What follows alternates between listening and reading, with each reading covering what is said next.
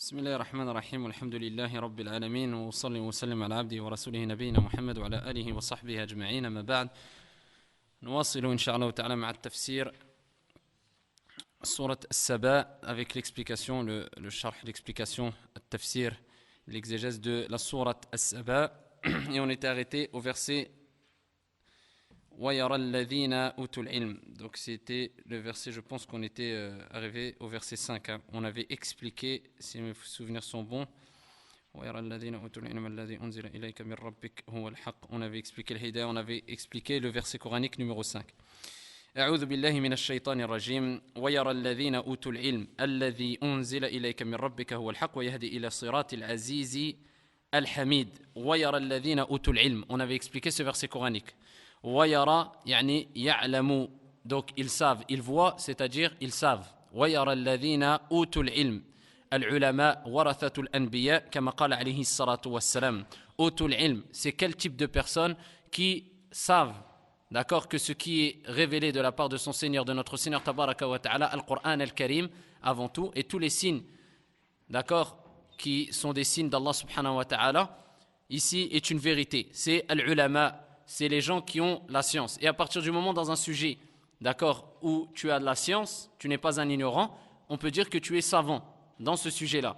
Mais de façon générale, dire que tu es un alim, ça c'est pas tout le monde qui est savant. D'accord, et un savant se reconnaît avec certains critères. Et parmi ces critères, c'est déjà que les savants reconnaissent eux-mêmes que telle personne est une personne de science, est un savant. D'accord ?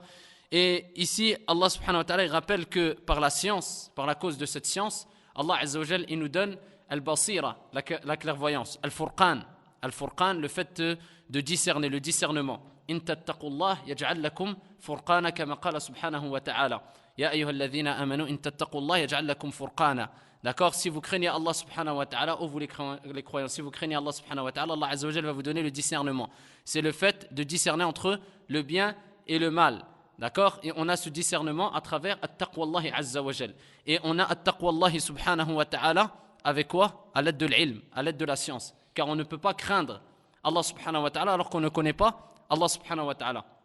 Comment toi tu pourras craindre une personne alors que tu ne sais même pas si cette personne est forte, elle a de l'influence, elle est riche, elle a du pouvoir ou pas. Mais si tu connais cette personne-là et tu sais que c'est une personne qui, par exemple, est forte et te cherche et te veut du mal et a beaucoup de pouvoir, là à ce moment-là tu vas craindre cette personne-là. D'accord? Et c'est pour ça que si on veut avoir at-taqwallahi azza wa jalla, la crainte pieuse d'Allah subhanahu wa ta'ala, il faut d'abord avoir al-ilm, la science, connaître Allah subhanahu wa ta'ala à travers ses noms et ses attributs avant tout, connaître Allah azza wa jalla, notre créateur, connaître et savoir qu'Allah subhanahu wa ta'ala c'est le plus puissant, c'est le miséricordieux, sa miséricorde dépasse la colère, d'accord? Pour pouvoir apprendre à craindre Allah azza wa jalla tout en aimant Allah subhanahu wa ta'ala. À ce moment-là, on atteindra at-taqwallahi azza wa jalla, la crainte pieuse qui va nous permettre d'avoir al-furqan, le discernement entre al-haq wal-batil, as-sunnah wal-bid'a. D'accord? Donc entre l'innovation et la sunna, entre le vrai et le faux, entre l'égarement et la guidée, etc. D'accord? Et ça c'est à l'aide de quoi? Al-ilm. Al-ilmu nour. La science c'est une lumière. Kama qala al-ulama rahimahumullahu jami'an, tous les savants sont unanimes, d'accord, pour dire que la science est une lumière. Et c'est pour ça, comme on dit, Ba'd as-salaf, il disait que la première des choses que Shaitan essaye de faire, c'est de quoi? C'est d'éloigner la personne de quoi? Al-ilm. Pourquoi? Parce que al-ilm, c'est une lumière. Et quand il l'a éloigné de al-ilm, il l'a éloigné de quoi? La lumière. Donc il se retrouve dans quoi? Al-dhulumat, les ténèbres. Et quand il se retrouve dans al-dhulumat, il fait de lui, qu'est-ce qu'il veut? Donc la première des choses que Shaitan essaie de faire, c'est d'écarter la personne de quoi? An-nur, la lumière. D'accord? Donc c'est-à-dire de la science. Quand tu t'es éloigné de cette science-là, de cette lumière, tu es dans al-dhulumat, dans les ténèbres, comme la plupart, illa man rahimallah subhanahu wa ta'ala. Sauf celui à qui Allah a fait miséricorde. Après, il fait de toi ce qu'il veut. D'accord? Il va t'embellir les choses. Wa zayyana lahum ash-shaytan a'malahum. Et Shaitan leur a embelli leurs actions. Il va te faire croire que tu es sur la vérité dans certains sujets, etc. Mais toi, tu es dans les ténèbres. Et quand tu es dans les ténèbres, tu ne sais plus distinguer entre le vrai et le faux. D'accord? Entre la guidée et l'égarement. Donc toi, Shaitan, il t'embellit ces actions-là. Il te fait croire que tu es sur la vérité alors que tu es dans l'égarement. Mais pourquoi tu ne te rends pas compte? Parce que tu t'es éloigné de quoi? An-nur, al-ilm, la lumière. D'accord? C'est pour ça qu'Allah Azza wa Jal, d'accord, madaha ha'ula ahlul ilm. il a fait l'éloge de ceux-là, c'est-à-dire les gens de science, et il dit وَيَرَى الَّذِينَ أُوتُوا الْعِلْمَ الَّذِي أُنزِلَ إِلَيْكَ مِنْ رَبِّكَ هُوَ الْحَقِّ. C'est eux qui voient. D'accord, c'est eux qui voient, les gens de science. Ils voient, ils reconnaissent que ce qui a été révélé à toi, c'est-à-dire Al-Qur'an Al-Karim, c'est Al-Haqq, c'est la vérité. C'est Al-Haqq, c'est la vérité. وَيَرَى الَّذِينَ أُوتُوا الْعِلْمَ. Et c'est pour ça que Hudhayfa radiyallahu ta'ala anhu warda, Hudhayfa ibn al-Yaman radiyallahu ta'ala anhu, secrétaire du prophète alayhi salam, qu'est-ce qu'il disait? Al-ulama, ils voient al-fitan, les troubles avant qu'ils n'arrivent. D'accord? قبل أن تأتي الفتن, les savants la voient déjà. Al-ulama, ahlul ilm, Hudhayfa le disait. Tandis qu'al-juhala, les ignorants, ils se rendent compte qu'il y a al-fitan, les troubles, que quand le fitan ils sont passés. Ou bien quand le fitan, ils sont là, ça ils sont présents. Ils sont dans le fitan, dans les troubles, dans les problèmes, etc., les épreuves. Là, ils se rendent compte que c'est le fitan. Amma l'ulama, avant que viennent ces troubles-là, d'accord, avant que viennent ces problèmes, avant que viennent al-fitan dans la communauté, ils la voient déjà. D'accord? C'est pour ça que ce sont eux, al-hukama, les gens sages. D'accord? Et ils ont ce qu'on appelle al-hikma. وَضْعُ الشَّيْء عَلَى الْوَجْهِ الَّذِي يَنْبَغِي وَفِي الْوَقْتِ الَّذِي يَنْبَغِي كَمَا قَالَ Ibn al-Qayyim rahimahullah ta'ala. Ils ont cette hikma, cette sagesse, c'est le fait de faire, avec une traduction approximative, ce qu'il faut, ce qu'il convient, على الوجه الذي ينبغي, de la manière qu'il faut, وفي الوقت الذي ينبغي, au moment où il faut. C'est al-ulama avant tout à la tête. Et il y a des gens qui ne sont pas des savants, mais ils ont al-hikma, alhamdulillah. Donc c'est pour ça que tu les verras réagir de la meilleure des façons dans certaines situations. Des gens vont se précipiter. وكما قال عليه الصلاة والسلام في الصحيح العجلة من الشيطان. Il a dit la précipitation vient de Shaitan. Tandis qu'il y aura un de tes frères qui va te dire écoute, pèse le pour et le contre. Ça va amener à quoi? Tu vas te venger. Il y aura plus de mal que de bien. Est-ce que celui-là, il a le hikmah? Il a le hikmah, alhamdulillah. Tu n'as pas besoin d'être un grand savant. Là, on dirait que c'est une personne qui agit avec hikmah, avec sagesse. Hudhayfa, il dit al-ulama le voit le fitan largement avant qu'elle vienne. C'est pour ça que Allah Azza wa Jalla dit fas'alu ahla dhikr in kuntum la ta'lamun. Il y a quelquefois des situations où les gens veulent se précipiter. La communauté veut se précipiter jusqu'à ce qu'il y ait certaines personnes qui disent mais pourquoi les ulama ils disent rien? Subhanallah. Regardez dans le hadith rapporté par le Bukhari et d'autres où il y a Khabbab ibn al-Arat, un hadith authentique connu par tous et toutes et que je répète souvent, qu'on a vu dans la biographie du prophète alayhi salam, où il est venu voir Khabbab ibn al-Arat alors que le prophète alayhi salam était accoudé à la Kaaba ou allongé près de la Kaaba. Il a dit à Rasulallah, invoque Allah subhanahu wa ta'ala pour qu'il nous secourt. Quand viendra le secours? Ils n'en pouvaient plus. Alors qu'Allah Azza wa Jalla, il rappelle qu'ils ont été secoués. Ils ont été secoués d'une violente secousse. Ils ont reçu des épreuves comme personne n'a reçu comme épreuve. Il a dit, invoque Allah, quand viendra le secours? Le prophète alayhi salam s'est levé, il est devenu rouge, il s'est énervé. Il s'est énervé, le prophète alayhi salam. Et le prophète alayhi salam s'est énervé, il a dit, avant vous, il y avait des gens, il y a existé des gens avant vous, qu'on enterrait jusqu'à leur tête. Et qu'on coupait, ces gens-là ont coupé leur tête, leur crâne, en deux à l'aide d'une scie. Et ou bien on arrachait leur crâne à l'aide de peignes métalliques. Et avec ça, wallahi, par Allah, ils ne reniaient pas leur foi. Et ils patientaient. Regardez les preuves. Nous, on va dire que c'est inimaginable. Enterré jusque-là, on t'arrache ton crâne avec des peignes, à l'aide d'un peigne métallique ou autre chose, et on te coupe le cerveau en deux. Et il dit avec ça, kanu yasbirun, ils patientaient. Et ils n'ont pas renié leur foi. Walakinnakum tasta'jilun. Il a dit, mais vous êtes un peuple vous êtes des gens qui vous précipitez. Ça, c'est le prophète alayhi salam. Alors que pourtant, ils étaient en droit de demander au prophète alayhi salam, invoque Allah azza wa jalla. On va dire, c'était justifiable, c'était compréhensible. Et ils n'ont pas dit une rébellion, on va faire la rébellion contre le prophète, ou on va suivre nos passions. Non, on délaisse la vie du prophète, on va suivre nos passions. Juste, ils ont demandé au prophète alayhi salam, et le prophète s'est énervé. Ça, c'est beaucoup de fawaïd, de profit qu'on peut prendre de ce hadith-là. Que c'est qui? C'est a'lamun nas, c'est les gens les plus savants qu'on va voir quand il y a des problèmes. D'accord? Quand tu es dans un endroit, dans un pays où il y a des problèmes dans ce pays, tu fais référence aux gens qui ont le plus de science. Tu ne vas pas voir ceux qui ont le plus d'argent, ceux qui ont le plus de force, ceux qui ont le plus de science. Deuxième des choses, on sait aussi que quoi? Le prophète alayhi salatu wassalam s'est énervé. Le prophète alayhi salatu wassalam kana yaghdab ahyanan, na'am. Ad-dalil min al-adilla hadha al-hadith alladhi akhrajahu al-imam al-Bukhari wa ghayruhu. Ça, c'est parmi les preuves que le prophète Hassan s'est énervé quelquefois. On est tous d'accord. Le prophète, il s'est énervé ou pas? Il s'est énervé. ولكن قال سبحانه وتعالى ولو كنت فظا غليظ القلب لانفضوا من حولك. Allah Azza wa Jalla dit si tu étais ولو كنت فظا غليظ, si tu étais dur, rude au cœur dur, il se serait enfui de toi. est-ce que ça c'est un comportement dur? Le fait de s'énerver, c'est un comportement dur. D'accord? Le fait que tu dises à une personne, quelqu'un il va te dire invoque Allah Azza wa Jal pour moi et toi tu vas lui dire écoute, tu vas te lever avec le visage rouge et tu vas t'énerver contre lui. Est-ce qu'on va dire celui-là c'est un rajulun mutashaddid, c'est une personne dure? On va le dire ou pas? Mais c'est quoi dur, être dur? C'est quoi être doux? Le prophète alayhi salatu wassalam, son comportement de base, al-asl c'était quoi son comportement? قالت عائشة رضي الله عنها وارضاها, quand elle a parlé de son comportement, ils l'ont interrogé, elle a dit son comportement c'était le Coran al-Karim.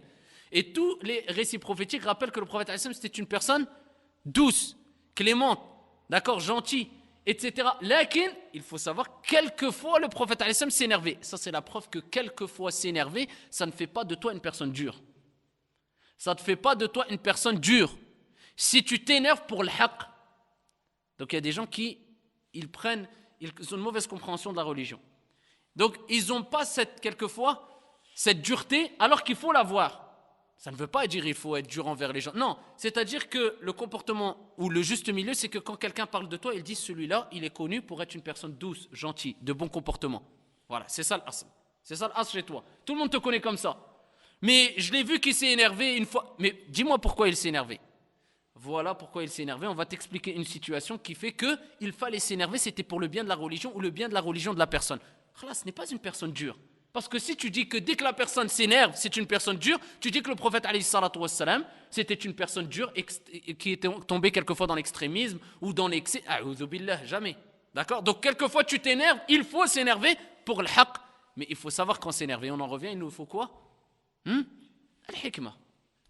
Et il y a des gens maintenant, ils s'énervent quand il ne faut pas s'énerver, et ils sont bons avec les gens quand il faut être dur avec les gens. Ajib. À cause de quoi? Il n'y a pas d'ilm. Il ne connaît rien de la vie du prophète, il ne sait pas différencier entre quoi? Al-haq ou al-batil. Pourquoi? Il n'y a pas la crainte d'Allah. Et pourquoi il n'y a pas la crainte d'Allah? Il n'y a pas d'ilm. Il n'y a pas d'ilm. Tu ne le vois jamais aux assises de science, tu ne le vois jamais apprendre sa science, tu ne le vois jamais transmettre la science comme il faut. Comment tu veux que cette personne va être guidée? Comment tu veux que cette personne va être la cause de la guidée des gens? Parce qu'on a dit qu'al-hidayah naw'an. Hidayatu at-tawfiq wa hidayatu ad-dalala wal-irshad. D'accord? Il y a deux types de guidée. La guidée qui appartient à Allah subhanahu wa ta'ala. Wa innaka la tahdi man ahbabta walakinna Allah yahdi man yasha. D'accord? Allah azza wa jalla a dit. Il a rappelé que le prophète ne guide pas ceux qu'il aime, mais Allah guide qui il veut. فَيُضِلُّ اللَّهُ مَنْ يَشَاءُ وَيَهْدِي مَنْ يَشَاءُ وَهُوَ الْعَزِيزُ الْحَكِيمُ. Il guide qui il veut, il égare qui il veut. Et c'est lui le puissant et le sage. Allah subhanahu wa ta'ala. Lakin, hidayatu ad-dalala ou al-irshad ou at-tariq, kama qala al-ulama. Ça oui, c'est-à-dire toi tu montres le chemin de la guidée, mais c'est Allah qui met l'effet dans ta da'wa. Toi tu es simplement as-sabab. Tu es la cause que la personne soit guidée. Ça oui. D'accord? Donc ici, quelquefois, on en revient pour dire que quelquefois il faut être dur. Comme le prophète, dans de nombreux récits prophétiques, on a vu que le prophète, on rappelle que le prophète, il faisait quoi? Il s'énervait. Il devenait rouge. Donc on voit plein de fois dans des récits prophétiques, le prophète devenait rouge et il s'énervait. Mais ça, c'était quand quoi? C'était pour la religion. Aïcha a dit, le prophète s'est jamais énervé pour lui-même ou pour une chose concernant son nafs ou une chose de dunya. Mais il s'énervait que pour le haqq. Regardez, subhanallah. Alors que quand tu vois une personne, si tu veux savoir si elle est dans le haqq, regarde quand il s'énerve. Est-ce qu'il s'est énervé? C'était justifié? Il va dire oui, mais je me suis énervé pour la religion. D'accord, c'était un contexte religieux, c'était une histoire religieuse, d'accord. Lakin, est-ce que toi, tu étais en droit de t'énerver à ce moment-là, ou est-ce que toi, tu avais raison ou pas? Quand tu vois qu'il n'avait pas raison, sache que c'est une personne qui suit ses passions. C'est pas une personne qui est dans la voie de la guidée. Celui-là, c'est pas une personne qui est dans le haqq, il est dans le batil. Amma si il s'est énervé parce que la personne était têtue et elle pouvait faire du mal à la religion et à da'watu ila Allah azza wa jalla et il ne voulait pas écouter les exhortations, etc. Il s'énerve à ce moment-là, sache qu'il est dans le haqq, c'est son haqq, c'est son droit.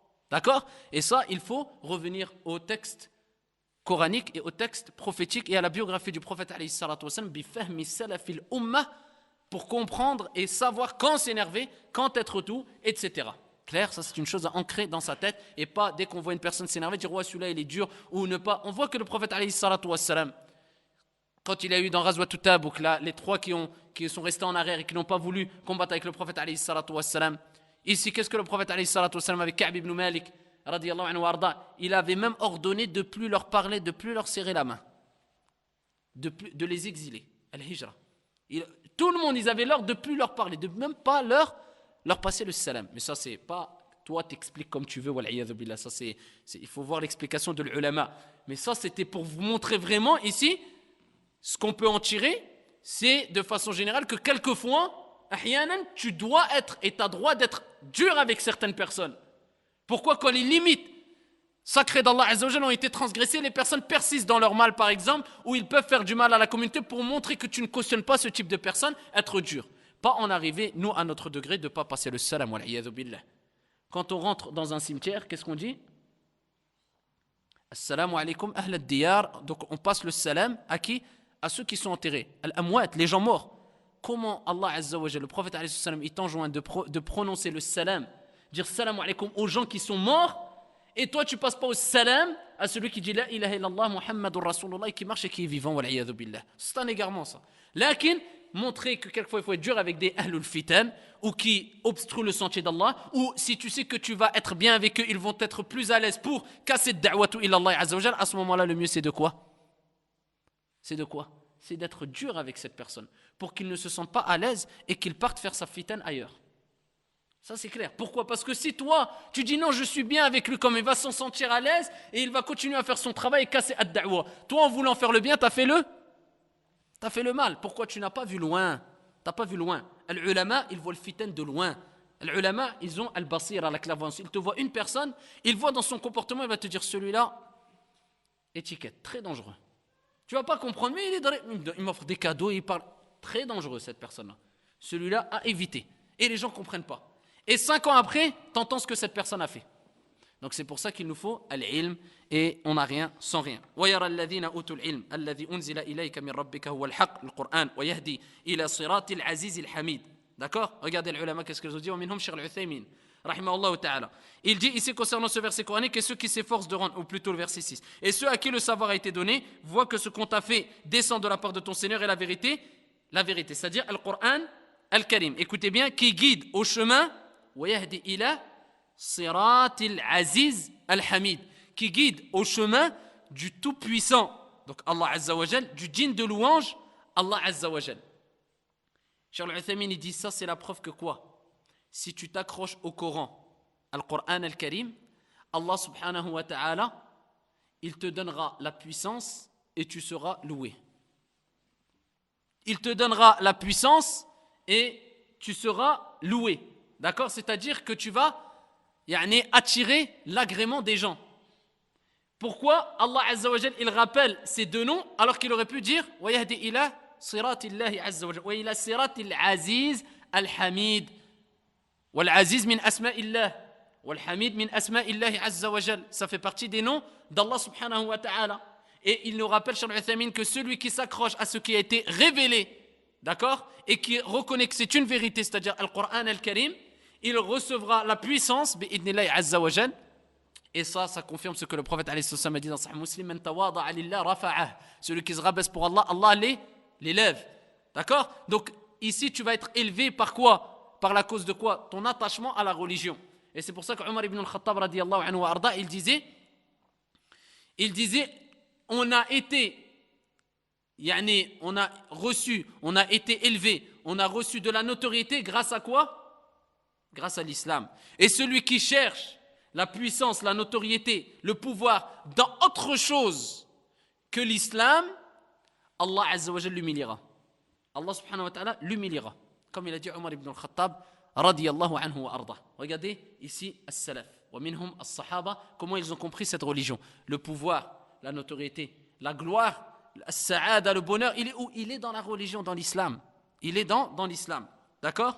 وقال الذين كفروا هل ندلكم على رجل ينبئكم إذا مزقتم كل ممزق إنكم لفي خلق جديد. Allah Azza wa Jalla dit, et ceux qui ne croient pas, الذين كفروا, écoutez bien, وقال الذين كفروا.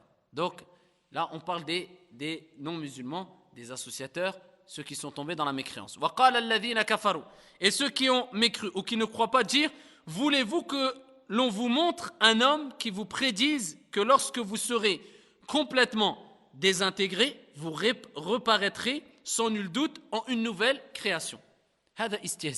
Ça c'est le fait de rire. Il rit sur le prophète alayhi salatu wassalam. D'accord? Donc ici il dit ça pour rabaisser le prophète alayhi salam, pour dire que c'est un fou. Pour dire que c'est un fou. La preuve, le verset qui va venir par la suite, Inch'Allah ta'ala. وَقَالَ الَّذِينَ كَفَرُوا هَلْ نَدُلُّكُمْ عَلَى مَنْ. Ils ont dit quoi? Est-ce que vous voulez, ici, que l'on vous montre un homme? Pourquoi ils ont dit un homme? وَقَالَ الَّذِينَ كَفَرُوا هَلْ نَدُلُّكُمْ عَلَى رَجُلٍ يُنَبِّئُكُمْ إِذَا مُزِّقْتُمْ كُلَّ مُمَزَّقٍ إِنَّكُمْ لَفِي خَلْقٍ جَدِيدٍ.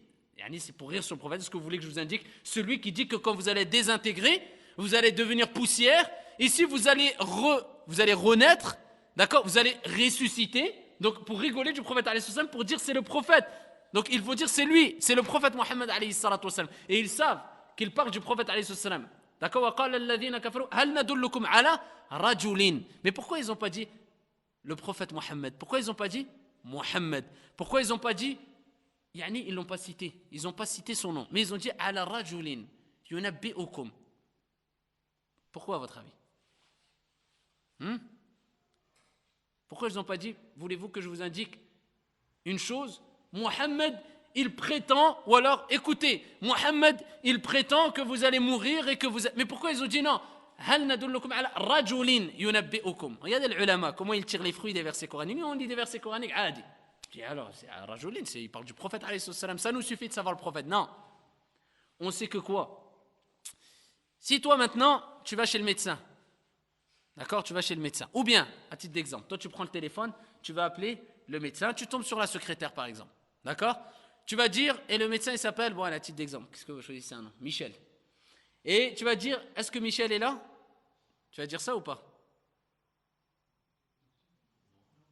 Tu vas dire quoi?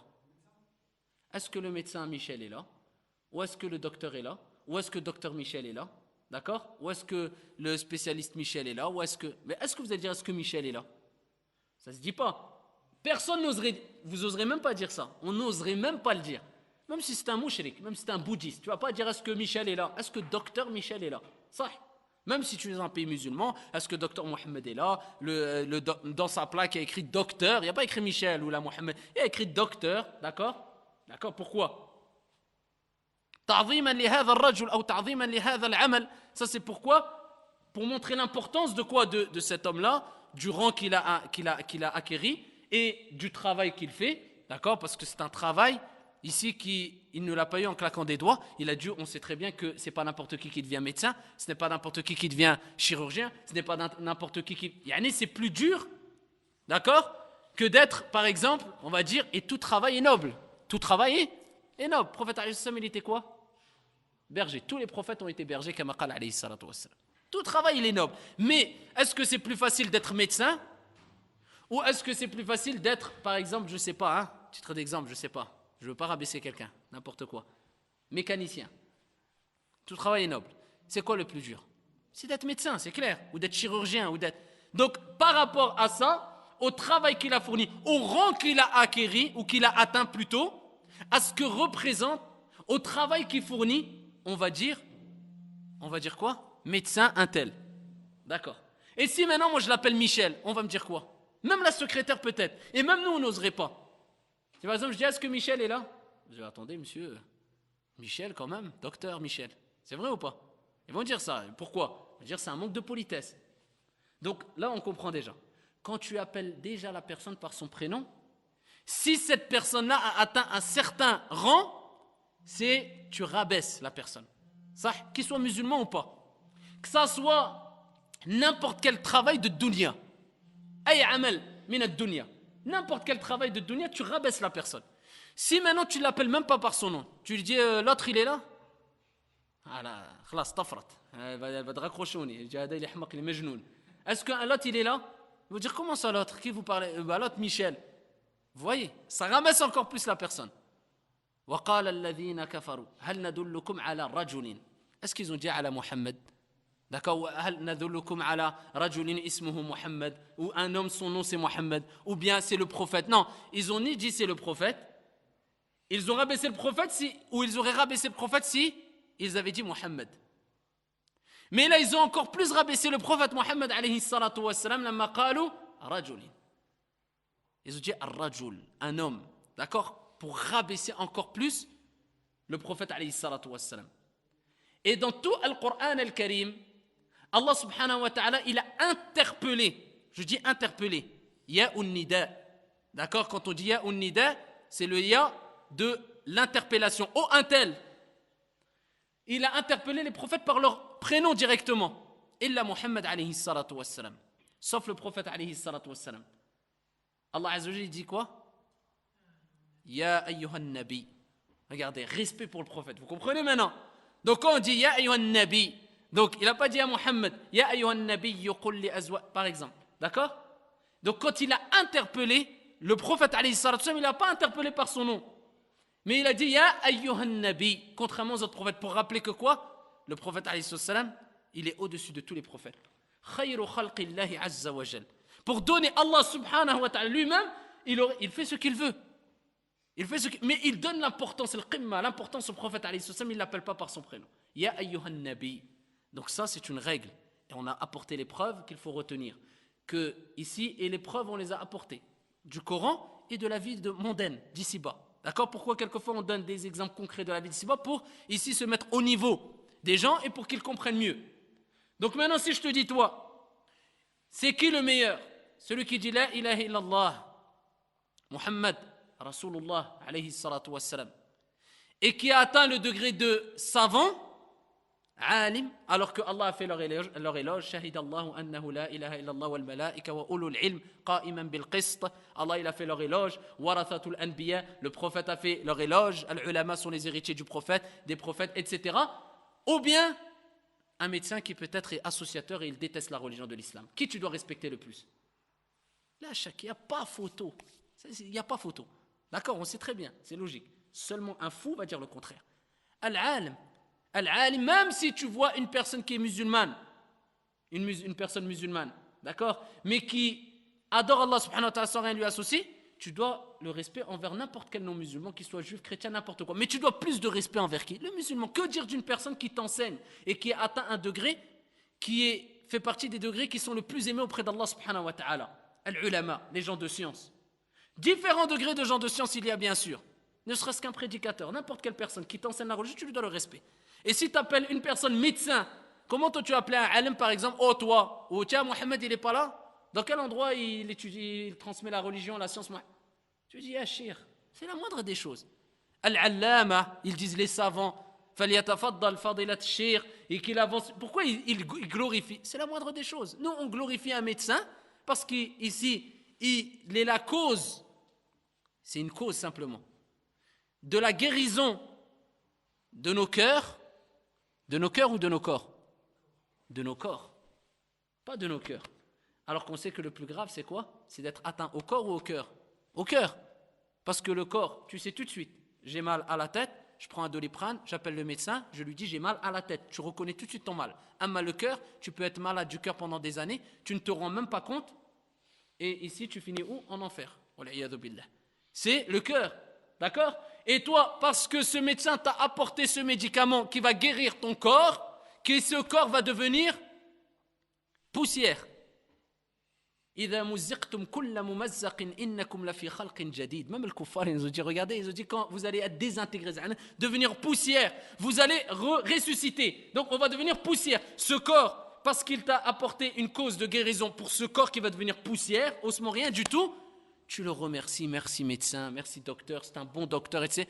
Et celui qui t'apporte le médicament pour ton cœur, qui ce cœur va être la cause bi'idnillah que tu rentres au paradis, comme on répète souvent le verset coranique, يَوْمَ لَا يَنْفَعُ مَالٌ وَلَا بَنُونَ إِلَّا مَنْ أَتَى اللَّهَ بِقَلْبٍ سَلِيمٍ, avec le cœur, un cœur saint. C'est ça qui va te permettre d'acquérir le paradis, la satisfaction d'Allah Azza wa Jal, le jour où quoi, ni bien ni enfant va te profiter en rien. Lui il t'apporte ce médicament et tu lui manques de respect. Allahul Musta'an. وَقَالَ الَّذِينَ كَفَرُوا هَلْ نَدُلُّكُمْ عَلَى رَجُلٍ, pour rabaisser le prophète alayhi salatu wassalam. على رجل ينبئكم, d'accord, ينبئكم إذا مزقتم. Yunabbi'ukum ay yukhbirukum, c'est-à-dire ici quand Allah Azza wa Jalla dit qui vous prédisent, d'accord? Yukhbirukum, yunabbi'ukum, c'est comme si tu disais yukhbirukum, c'est-à-dire il vous informe. Est-ce que vous voulez qu'on vous parle d'un homme qui vous informe, qui vous apporte cette information? Walakin quand on dit yunabbi'ukum, هذا أشد أو أعظم من هذا القول يخبركم. Ça c'est plus important, ça a plus de poids si on dit ينبئكم que يخبركم. Pourquoi? Allah subhanahu wa ta'ala il dit عما يتساءلون عن النبأ العظيم. D'accord? Il parle de la grande nouvelle. Et ils s'interrogent mutuellement. Amma yatasa'alun. Ou plutôt, sur quoi? Amma yatasa'alun. Sur quoi ils s'interrogent mutuellement? C'est-à-dire les associateurs, les malades du cœur, al-kuffar. Amma yatasa'alun. Anin naba'il azim. Au sujet de la grande nouvelle, yani, yawm al-qiyamah. C'est-à-dire le jour de la résurrection, parce qu'ils n'y croyaient pas. Ils s'interrogent mutuellement. Anin naba'il azim.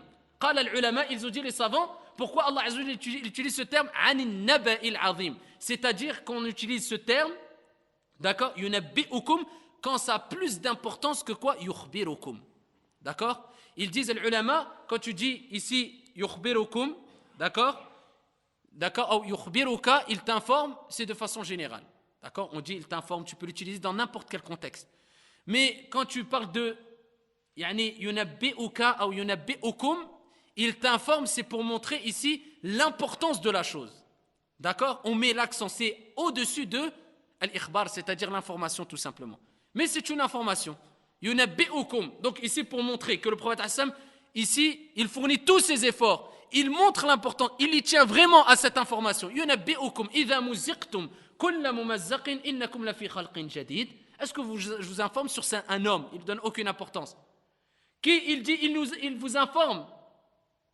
Il vous informe ou il vous prédit que quand vous allez devenir poussière, vous allez être désintégré, comme a dit Ibn Kathir rahimahullah ta'ala et d'autres savants. C'est-à-dire que quoi? Votre corps va devenir poussière, vous allez mourir. Parce qu'on sait très bien que quoi? On a été créé de terre, on mange ce qui vient de la terre et on retournera sous la terre. D'accord? Et notre corps va devenir quoi? Poussière, rien du tout. Qu'est-ce qui restera? Des ossements et après plus rien du tout. D'accord? Mais Allah Azza wa Jal, il va nous faire ressusciter. D'accord? Al-Maut, wa ba'da al-Maut, al-Qabr, wa ba'da al-Qabr. Il y a quoi après la tombe? Al-Ba'th, après le Ba'th. Al-Hashr, le rassemblement, et après le Hashr. Al-Hisab, et après le Hisab. Al-Mizan, le Hisab, al-Mizan, c'est deux choses séparées. D'accord? Parce que tu rendras des comptes al-Hisab sur tout ce que tu as fait. فَمَنْ يَعْمَلْ مِثْقَالَ ذَرَّةٍ خَيْرًا يَرَهُ وَمَنْ يَعْمَلْ مِثْقَالَ ذَرَّةٍ شَرًّا يَرَهُ. Celui qui a fait le poids d'un atome de bien et de mal le verra au jour de la résurrection. Tu rends des comptes sur tout ce que tu as fait. Al-Mizan, ça sert de quoi? De voir là le poids de tes bonnes. On a vu al-Hisab. Al-Hisab, c'est pour décompter. D'accord? Faire le compte. Combien tu as de bonnes actions, combien tu as de mauvaises actions. Tu payes, tu rends des comptes sur tout. Khalas. Maintenant, résultat, tu as tant de bonnes actions, tu as tant de mauvaises actions. Al-Mizan, c'est pour savoir maintenant, ici, le poids de tes bonnes actions et de tes mauvaises actions. D'accord? Donc ici, c'est pour faire le décompte de tes bonnes et de mauvaises actions. D'accord? Donc on voit Al-Hisab, tu rends des comptes sur tout. Et ensuite, après Al-Mizan, c'est pour voir la quantité de bonnes et de mauvaises actions que tu as. Quelle valeur ont ces bonnes et mauvaises actions? Et ensuite, il y a As-Sirat, il y a ensuite Al-Jannah, incha'Allah ta'ala. Le paradis, bi'idnillahi azza wa jal, on demande à Allah azza wa jal de nous octroyer le paradis, et sinon, wal'iyadhu billah, l'enfer. D'accord? Donc ici, on sait qu'il y a la résurrection, mais eux, ils ne croyaient pas en la résurrection. Mais ils croyaient en Allah subhanahu wa ta'ala, ils croyaient en Allah azza wa jal. D'accord? إِذَا مُزِّقْتُمْ أَيْ تَفَرَّقَتْ أَجْسَادُكُمْ فِي الْآخِرَةِ. D'accord? فِي الْأَرْضِ, عفواً, فِي الْأَرْضِ. Donc c'est-à-dire que ici, vos corps vont disparaître. D'accord? Et ensuite, Allah subhanahu wa ta'ala, il parle de cela. Il continue, ils ne se sont pas arrêtés là. Donc il parle du prophète alayhi salatu wassalam. Et il dit que le prophète alayhi salatu wassalam va leur prédire ça. Qu'ils vont devenir poussière et qu'ils vont ressusciter. Et ensuite ils disent Aftara ala Allahi kadhiban am bihi jinnah. Regardez ce qu'ils disent. Aftara ala Allahi kadhiban. Invente-t-il? Aftara ka'annaka taqul aftara. Mais il y a une règle de grammaire, comme dit Cheikh Al-Uthaymin rahimahullah ta'ala, qui fait qu'il y a Hamzatul Wasl qui part et on n'a que aftara. Mais c'est comme s'il était dit aftara. C'est-à-dire, c'est une question, une interrogation. D'accord? Invente-t-il un mensonge contre Allah subhanahu wa ta'ala? Donc, c'est-à-dire le prophète alayhi salatu wassalam. Ils disent, regardez ce qu'il vous prédit. Est-ce qu'il ment sur Allah azza wa jal? Ou bien est-il fou? Aftara ala Allahi kadhiban am bihi jinnah. Soit il ment sur Allah azza wa jal, ou soit il est fou, majnoun. D'accord? Soit il ment, ou soit il est fou. قسموا حال النبي عليه الصلاة والسلام إلى حالين الكذب d'accord ou bien al-junoun. Ils ont ici donné deux caractéristiques au prophète alayhi salatu wassalam, où ils ont décrit le prophète alayhi salatu wassalam par ces deux critères. Ils ont dit soit c'est un kadhab, c'est un menteur, bien plus que cela, il ment sur Allah azza wa jal, ou soit c'est un fou. Mais ils n'ont pas rajouté quelque chose d'autre. Ils ont dit soit ça, soit ça. Alors que le prophète alayhi salatu wassalam, comment il l'appelait à l'époque? Muhammad al-Amin, ou Sadiq al-Amin. D'accord? Le véridique, le digne de confiance, ou le digne de confiance. Le prophète alayhi salatu wassalam, il l'appelait comme ça.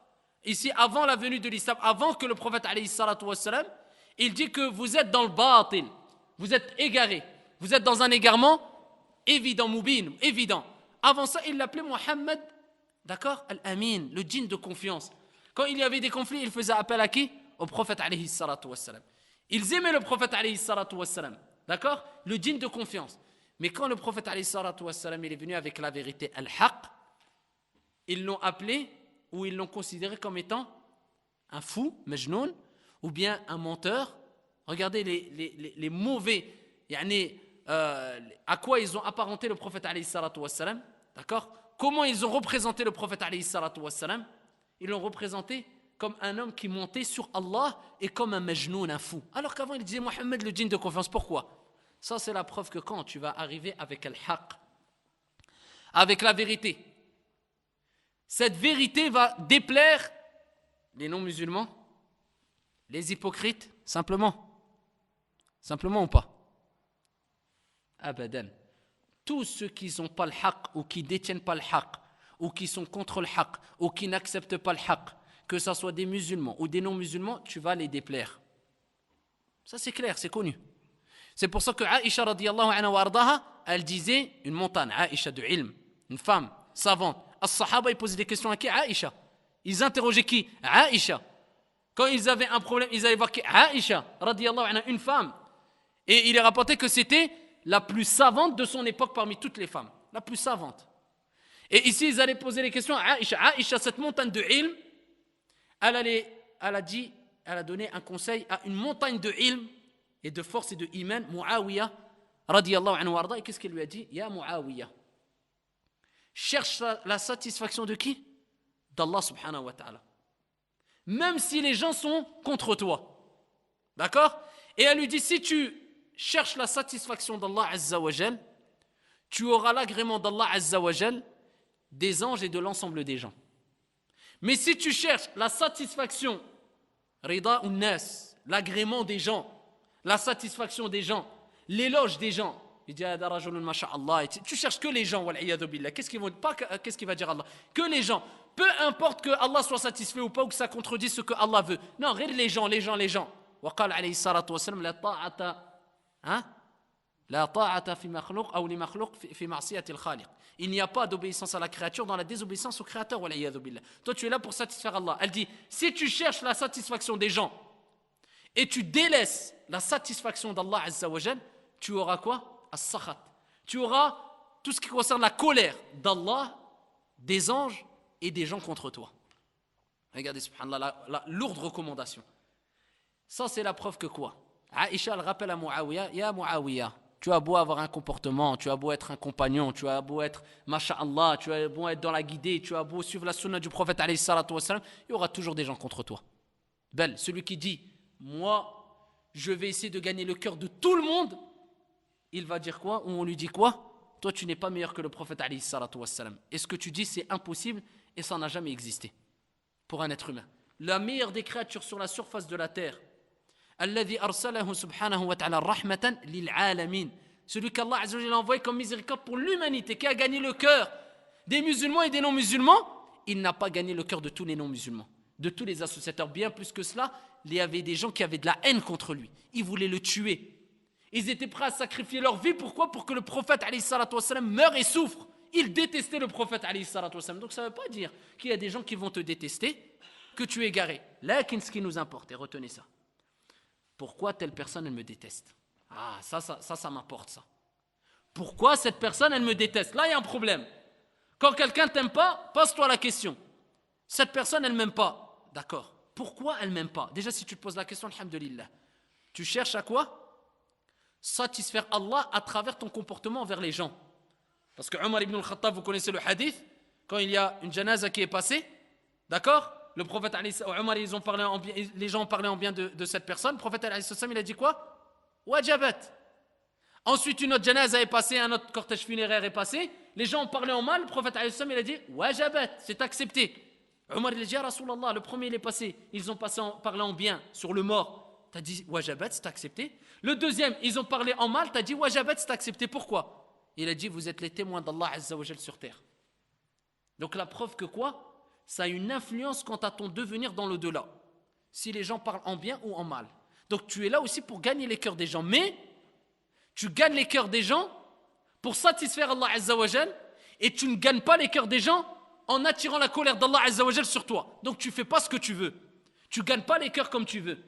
Et ton comportement, tu ne l'adaptes pas par rapport à ce que tu penses être le meilleur. D'accord? C'est pas parce que tout le monde t'aime bien que tu es dans le droit chemin. Et c'est pour ça qu'on a dit, il y a des paroles quelquefois qui viennent des compagnons, d'accord, et qui viennent de al-ulama aussi, qui sont adaptées selon les situations et les circonstances. Comme on a dit l'exemple d'hier de l'imam Ahmad, quand il a dit baynana wa bayna ahli al-bida', entre nous et les gens de l'innovation, il y a al-janaiz, les cortèges funéraires ou les rites funéraires. C'est-à-dire, il dit quand il y a quelqu'un de la sunna qui meurt, il y a beaucoup de monde. Et quand il y a quelqu'un de Ahlul Bid'ah qui meurt, les gens d'innovation, il y a peu de monde. Mais nous, est-ce qu'on va dire, ça c'est une preuve que celui qui meurt et qu'il y a peu de monde dans sa janaza, c'est que c'est une personne égarée? Peut-être à son époque, mais plus à notre époque. À notre époque, c'est souvent l'inverse. Quand quelqu'un qui était, par exemple, qui opprimait les gens, qui faisait du mal, parce qu'il était riche, tu vas avoir des millions de personnes à sa janaza. Peut-être tu vas avoir un miskin. Il était aimé par Allah Azza wa Jal, agréé, il était dans la sunna, les gens ne l'aimaient pas, il n'y aura que peu de personnes. Donc ça s'adapte par rapport aux situations, au contexte, à l'époque, à l'endroit où tu vis, etc. Etc. D'accord?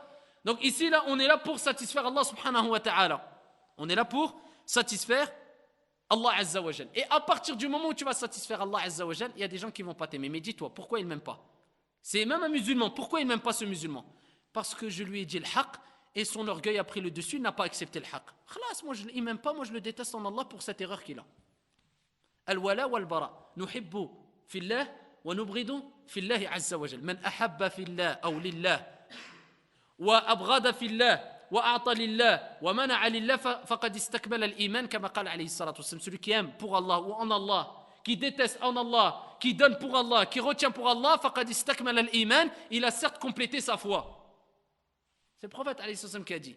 Moi, peu importe. Moi, il m'aime pas parce qu'il n'accepte pas le haqq. Parce qu'il n'accepte pas le haqq, je ne l'aime pas en Allah Azza wa Jal. Et je n'ai pas à l'aimer. Subhanallah. Et comme qala Fudayl ibn al-Iyad radiyallahu anhu warda, ce grand ascète, ce grand pieux, incha'Allah ta'ala, qu'est-ce qu'il disait? Il a décrit qu'est-ce que c'était que at-tawadu', la modestie. Et il a dit at-tawadu' an yaqbal al-insan al-haqq mimman qalahu. C'est qu'il accepte, la personne accepte la vérité de n'importe qui, c'est-à-dire de qui elle vient. C'est-à-dire une personne t'a dit la vérité, tu l'acceptes de lui. Tu vas pas dire lui je l'aime pas, donc j'accepte pas de lui le haqq. Lui je l'aime bien, dis mon frère, même si tu manges j'accepte. Masha'Allah, toi t'es masha'Allah. C'est quoi ça? C'est jahl, ça, c'est de l'ignorance, l'égarement, wal'iyadhu billah, les malades du cœur, ça. Ça c'est les gens qui ont le cœur pourri. Azzakumullah. Celui qui te donne le haqq, même si c'est un kafir, il te donne la vérité, c'est un mécréant, c'est la vérité, prends la vérité. Abu Huraira radiyallahu anhu, est-ce qu'il a pris le haqq de shaitan? Dans le hadith rapporté par Al-Bukhari, quand une personne venait voler des aliments de zakat, des dates et autres, Abu Huraira, vous connaissez le long hadith, 3 reprises il l'a pris. À la fin, la personne lui a dit quoi? Je suis shaitan, je suis le diable. Mais laisse-moi partir cette dernière fois, parce qu'à plusieurs reprises, Abu Huraira l'avait laissé partir, il a dit je ne reviendrai plus, revenez. Il a dit laisse-moi partir, c'était shaitan. Abu Huraira, il a attrapé Abu Huraira radiyallahu anhu, il a attrapé. Il a dit une dernière fois, laisse-moi partir et je te donne une chose. Il a dit quoi? Je te donne une chose, une parole, d'accord? Un fruit si vous voulez. Si tu dis ces paroles-là, aucun diable ne pourra te toucher et te faire de mal toute la nuit, si tu le dis la nuit. Il a dit c'est quoi? Il a dit Ayatul Kursi, le verset du repose-pied. Allahu la ilaha illa huwa al-hayyul qayyum al-aya. Vous connaissez le verset du trône, ou du repose-pied, c'est plus complet. On ne dit pas le verset du trône, mais c'est Ayat al-Kursi, d'accord? Al-Kursi, c'est pas le trône. Al-Arsh, c'est le trône. D'accord? Mais Al-Kursi, c'est le repose-pied d'Allah subhanahu wa ta'ala. On y croit, na'am. Al-kayf, majhoul. Al-imanu bihi, wajib. La croyance en cela est obligatoire. Qu'Allah Azza wa Jalla a un repose-pied. Comment il est? Allahu a'lam. D'accord? Et la croyance en cela est obligatoire. La question en cela, c'est une innovation. Ala kulli hal, on voit qu'il a donné Ayat al-Kursi. Le prophète, alayhi salam, quand il a entendu ça d'Abu Huraira, il a dit c'était shaitan. C'est un menteur. C'est-à-dire un grand menteur. Mais là, il a dit la vérité. Est-ce qu'il a accepté le haqq de shaitan? Tu acceptes le haqq même si ça vient de shaitan, si le haqq c'est le haqq, c'est la vérité. D'accord? Et si al-batil, il vient même de ton grand frère que tu aimes, et ton père ou ta mère, c'est le batil, tu le prends pas. Tu le prends pas. Moussa alayhi salam, est-ce qu'il a accepté le haqq de Pharaon quand il lui a dit tu étais égaré? Et quand tu as fait ce que tu as fait, c'est-à-dire tu as tué un homme, et Moussa il avait tué un homme, et tu l'as fait alors que tu étais du nombre des égarés? Moussa alayhi salam, est-ce qu'il a dit oui? Ou il a dit tu te prends pour qui? Toi, tu es un égaré, moi je suis prophète, tu vas me parler. Et toi, tu n'as pas vu ce que tu as fait, tu as dit Ana rabbukum al-a'la, et tu as fait ceci, tu as fait cela, ou tu vas. Qu'est-ce qu'il a dit Moussa alayhi salam? Il a reconnu, il a dit je l'ai fait alors que j'étais égaré, j'étais dans un égarement. Regardez, subhanallah, l'éducation. Mais si tu n'as pas d'ilm, ya akhi al-habib, comment tu vas savoir qu'il faut réagir comme ça? Tu ne vas jamais accepter la vérité parce que tu auras du mal à combattre ton nefs. Mais quand tu sais que Moussa alayhi salam, il a reconnu le haqq de Pharaon, ce grand ennemi de Moussa alayhi salam, et qui a été cité dans le Coran al-Karim, et Allah il a dit on va le laisser comme un signe jusqu'à la fin des temps. Et vous voyez maintenant, on voit le corps de Pharaon, d'accord, le corps qui est appelé Ramsès II maintenant, d'accord, cette momie-là, et tout le monde le voit, et c'est Pharaon. Allah il a dit dans le Coran al-Karim, on va faire de lui un signe pour l'ensemble des créatures jusqu'à la fin des temps. Il a accepté le haqq, accepte le haqq, et ça c'est le tawadu', c'est la modestie, ayyuha al-ahbab. Et donc ici, on reconnaît et on accepte al-haqq. Et quand tu vas accepter al-haqq, bi'idnillahi azza wa jal, et quand tu vas reconnaître le haqq, tu vas sûrement avoir des gens qui ne t'aiment pas. Et c'est ahlul batil. Si tu vois des gens qui n'aiment pas ahlul haqq, sache que c'est ahlul batil. Tu vois une personne qui n'a pas accepté la vérité et il trouve de la haine envers cette personne qui lui a transmis la vérité. Soit c'est un égard, il ne faut même pas le cautionner. C'est un malade. Soit tu vas et tu lui apportes des médicaments du cœur, d'accord, al-nasa'ih, al-mawa'id, des conseils, des exhortations, ou soit délaisse-le. Il ne veut pas, subhanallah, il a le cœur pourri. Azzakumullah. Celui-là, on ne peut pas cautionner. Comment ça, il accepte pas le haqq? Je ferme les yeux comme si rien n'était. Ah ben non, c'est pas grave, ça c'est entre lui et d'autres gens. Mais subhanallah, s'il n'accepte pas la vérité envers lui, demain il ne va pas l'accepter envers toi. Peut-être demain il ne va pas l'accepter la vérité venant d'Allah et du prophète alayhi salatu wa salam. Il va se détourner de la religion, ayyuha al-ahbab. Il y a quoi de pire que de ne pas accepter le haqq? Alors que ça c'est le critère des kuffars. Ils n'ont pas accepté le haqq.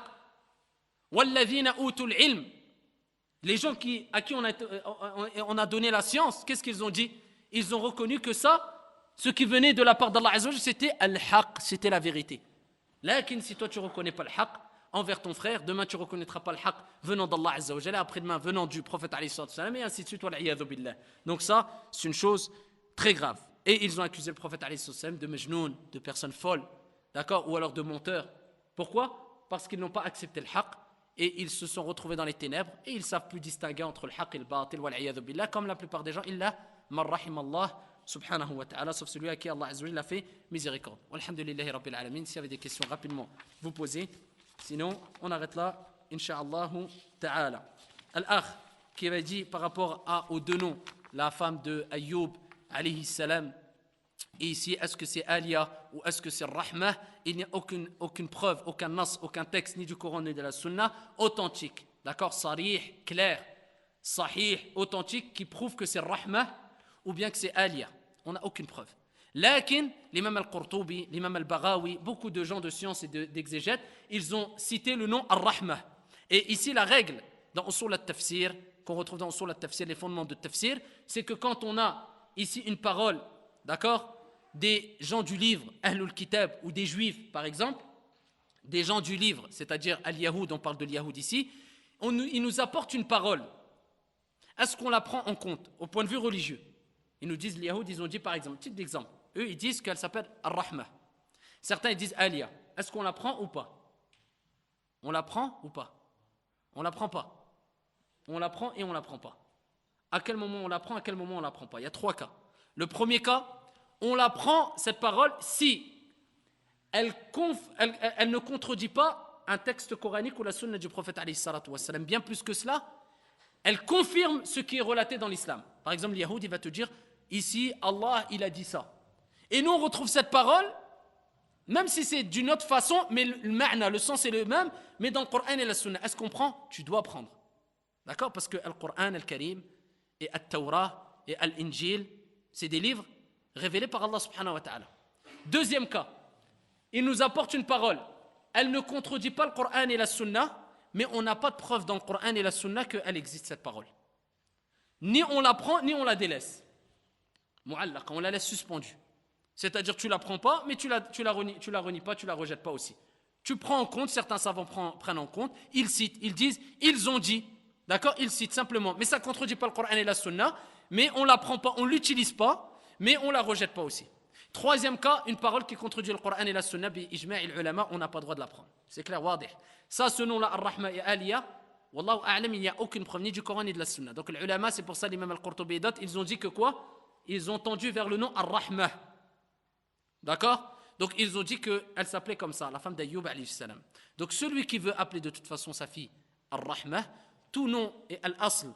Le principe de base concernant les noms, Al-Asma, les noms c'est que quoi? On peut les attribuer à un enfant n'importe quel nom tant qu'il ne contredit pas le Coran et la Sunna. Ou il n'a pas une mauvaise signification. Al-Asl, c'est que c'est Al-Ibaha, la permission.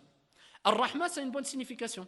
Donc il n'y a aucun problème à le dire. Mais si tu veux dire, je l'appelle comme ça parce que la femme de Ayyub alayhi salam, Imra'atu Ayyub alayhi salam, d'accord, Summiyat, yani, Birrahma, elle a été appelée par ce nom Ar-Rahma, donc il veut dire la miséricorde, la clémence et autres. Donc ici, on va te dire, ici, il n'y a pas de preuve authentique, c'est possible que ça soit vrai. Certains savants l'ont mentionné, mais on ne peut pas l'utiliser à coup sûr et on ne le rejette pas aussi.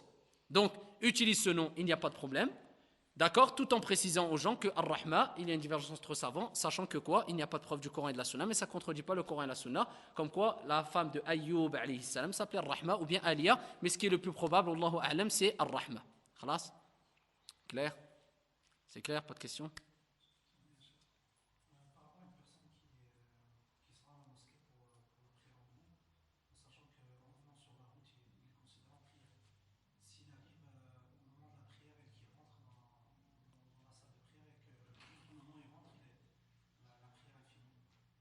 Ouais. Abadan. Ça, ici, c'est la récompense, mais ça n'enlève pas l'acte. On sait très bien que le Coran al-Karim, c'est le Coran al-Karim. Mais on sait que celui qui récite Surat al-Ikhlas 3 fois, il a la récompense d'avoir récité le Coran al-Karim. La récompense. Mais est-ce que c'est comme s'il avait récité le Coran al-Karim? Non. Est-ce que ça remplace le Coran al-Karim? Non. Pourquoi? Si quelqu'un va dire oui, on va dire que quoi? Ça c'est l'ajr, ça c'est du bonus. Si on va dire oui, ça veut dire que moi si je vais faire la prière, comme on avait déjà vu ça dans la jurisprudence, je ne vais pas réciter Surat al-Fatiha, je vais réciter Qul huwallahu ahad 3 fois.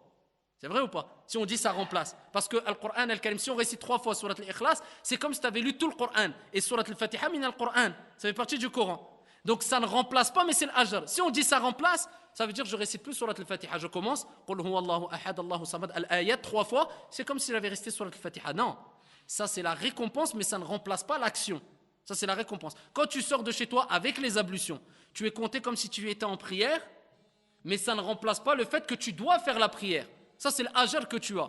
D'accord? Tu as la récompense comme si tu étais en prière, mais la prière, tu dois quand même, l'action, tu dois quand même la refaire, et tu dois quand même la faire. Et les ulama, ils ont divergé. Est-ce que si tu rentres dans la prière et tu as perdu la prière, ils sont arrivés à tashahhud, par exemple, final, est-ce que tu rentres avec eux? Ou alors, tu as droit de faire la prière à côté. Cheikh Al-Uthaymin, rahimahullah ta'ala, min al-mu'assirin, il dit, c'est mieux de rentrer avec eux. Mais si tu ne rentres pas avec eux, tu as droit. Pourquoi? Parce que tu as plus de prière avec l'imam. Parce que tu as rattrapé quoi avec l'imam là? Si tu arrives à la dernière rak'at, après le ruku', tu n'as rien gagné. Donc tu n'as plus à rentrer. Rentre dans ta prière, toi, depuis le début. Car toi, tu vas faire quoi? Passer une chose qui n'est pas un pilier ou un obligatoire, d'accord, sur une chose qui est un pilier obligatoire, c'est-à-dire de faire la prière obligatoire. Walakin ju'ila al-imam li'utamma bih, d'accord, c'est l'imam a été rendu ou a été mis en place pour être suivi. Cheikh Al-Uthaymin, d'après ce hadith, il dit quand l'imam il prie derrière l'imam pour éviter le fitna, at-tafarruq, la division, etc. Donc mets-toi derrière l'imam. Mais si tu ne le fais pas et tu vas tout seul dans un coin, tu pries, si il arrive à la dernière rak'at, c'est ton haqq, tu as droit. Il n'y a pas de problème. Et al-jumhur, ils disent que tu as droit ici de faire ta prière tout seul. D'accord? Mais amma, ici, ne pas faire du tout la prière, parce que ici, toi, tu as été en prière pendant que tu viens de chez toi. Ici, ça, non, c'est la récompense, mais ça n'enlève pas le fait que tu dois faire obligatoirement l'acte. Khalas? سبحانك اللهم وبحمدك اشهد ان لا اله الا انت استغفرك واتوب اليك والحمد لله رب العالمين وجزاكم الله خير